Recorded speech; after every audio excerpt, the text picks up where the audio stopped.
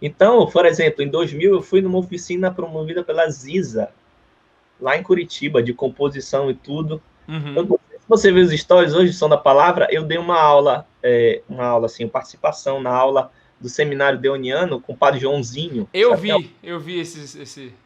E eu falei para ele, a primeira vez que eu lhe vi, padre, pessoalmente, foi numa missa lá em Curitiba, eu estava celebrando lá no evento da Ziza.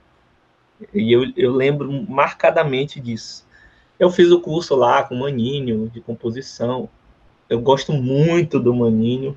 Nós somos amigos, assim, a gente conversa. Uhum. Você descobriu essa aptidão pra música nesse período ou não? Você já tinha antes? Assim, quando. Porque eu tenho um problema motor, né? Eu tenho uma Qual? limitação motora na caminhada.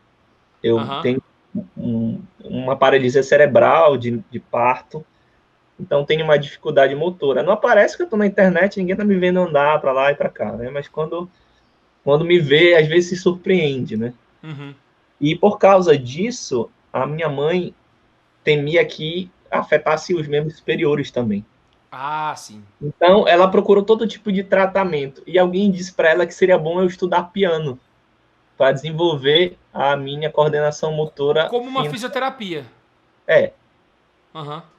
Então, ela foi até. Aqui em Belém tem um conservatório de música muito tradicional, fundado no século XIX pelo próprio Carlos Gomes. Aquele Carlos Gomes, lá da ópera, Aham. lá de Campinas. Ele foi o primeiro diretor e morreu em Belém. Tem uma pintura lá no palácio da prefeitura com ele pintado lá doente e tal, e os médicos. Nossa. E eu estudei lá, ela foi conversar com a direção lá, se eu poderia estudar, se não teria nenhum problema de eu ser admitido, não sei o quê. Eu fiz os testes, passei, e eu estudo música desde 7 anos. Sempre no piano. Fui pro piano. Estudo Uhum. música desde 7 anos. Mas assim, a música vai despertar em mim mesmo quando eu começo a perceber que eu posso ser útil com música. Ah, então até então você só tocava porque Eu você tinha que tocava mesmo, ir. era bacana ir pro conservatório, a gente batia papo lá, e eu ia mais assim como se fosse uma escola tipo de inglês, que a molecada ia pra escola de inglês no Vini, assim. Sei, você ia mais pela galera do que pelo piano mesmo. E aí rolava as pobres, tá? Foram 11 anos de estudo lá. Só que quando eu comecei a perceber que poderia usar isso, ser útil, né? E assim, não sei se tem alguém assistindo que tem alguma limitação motora ou algum outro tipo de limitação, alguma deficiência, algum problema. O maior medo do deficiente é ele achar que ele não vai ser útil para as pessoas, né? Achar que ele vai ser só um estorvo, Um um peso tipo pra alguém. de peso, entendeu? Então, quando eu vi que a música ela poderia ser tipo uma espécie de saída para isso, uma redenção nesse aspecto, que eu poderia ser útil com a música, eu comecei a me encantar e querer fazer isso. Então, comecei a tocar na missa lá do colégio mesmo. Depois eu comecei para essa comunidade fazer crisma lá, porque o fundador, na verdade, eu conheci o fundador porque ele era amigo da família. Sim. Ele já está bem idoso já, mas é amigo da família. Ele celebrou, eu lembro eu criança, meu avô morreu muito cedo, eu tinha 5 anos. Ele celebrava a missa todo mês pro meu avô, porque ele era muito amigo da minha avó. Então a gente ia lá, ele era capelão de um colégio marista aqui de Berlim.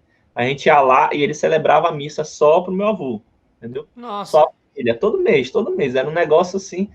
E eu tenho marcado isso. Ele era amigo da família.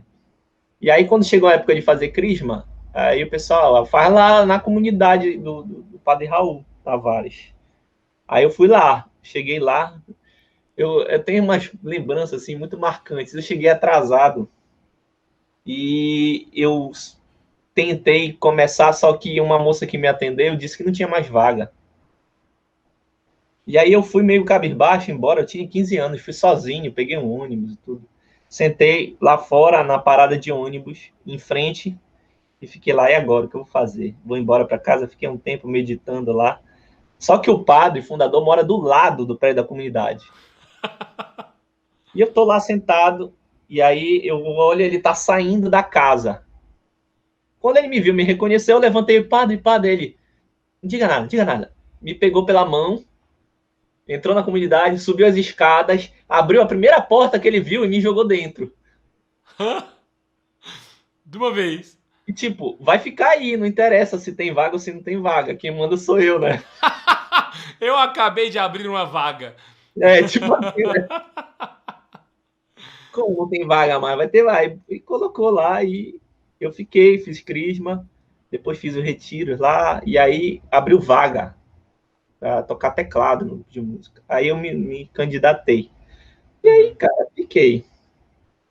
Entrei em 98, eu nem consigo me lembrar o ano que eu me desliguei da comunidade. Né? Não consigo me lembrar mais. Sei. Né? O engraçado como a gente percebe o tanto que a utilidade faz as pessoas ficarem. No meu caso foi do mesmo jeito. Eu lembro que quando eu ia na igreja, eu ia porque minha avó me chamava, né? E aí era sempre aquele negócio. Eu tava lá na missa, participava, ia embora, achava chato e tal. Só que quando eu comecei a perceber que eu tinha algo pra fazer lá dentro, né? Que eu comecei a ajudar o grupo de jovens. Eu comecei arrumando cadeira, na verdade. Eu chegava bem cedo, a reunião começava às 10 horas, eu chegava tipo 7 da manhã. Aí eu ia varrer o salão, arrumar a cadeira, simplesmente para ter alguma coisa para fazer, sabe? E foi ali que eu comecei a ficar. E ao ficar, uma coisa vai puxando a outra, né? Você vai descobrindo uma coisa. Então, eu acho que serve para quem tá em casa, né? Tipo assim, como é que eu chamo alguém pra igreja e tal? Você pode até chamar, a pessoa pode até ir, mas se ela for lá só para assistir, talvez ela não fique durante muito tempo, né? Eu digo nesses primeiros momentos da fé, assim, né? Os primeiros anos da conversão. A pessoa tem que ser logo engajada a fazer alguma coisa. Uhum, Servir. Serviço. sei. Porque é a melhor maneira de ficar, eu acho. Né? Uhum.